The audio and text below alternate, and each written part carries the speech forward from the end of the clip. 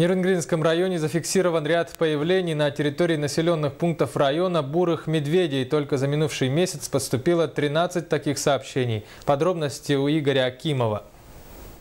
С наступлением весны пробуждается один из самых уникальных и опасных зверей – бурый медведь. Хозяин тайги, оголодав после зимней спячки, стремится найти пропитание различными способами. И даже не боясь человека, приходит в черту города на несанкционированные свалки. Нерюнгринскими службами за минувший месяц зафиксировано 13 сообщений от населения о фактах выхода хозяина тайги на окрестности населенных пунктов района. На основании поступивших звонков мы создали мобильные бригады.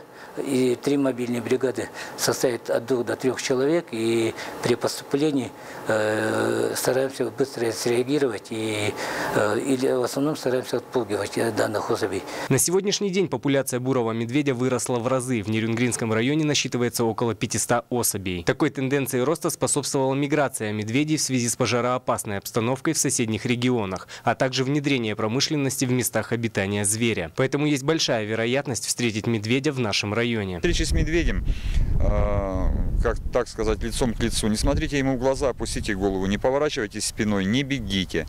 Разведите костер, зажгите спичку. Медведь зверь, который обладает очень хорошим слухом и не очень хорошим зрением. Поэтому шумовой эффект для медведя неприятен, как и для любого человека или животного. Громкий звук.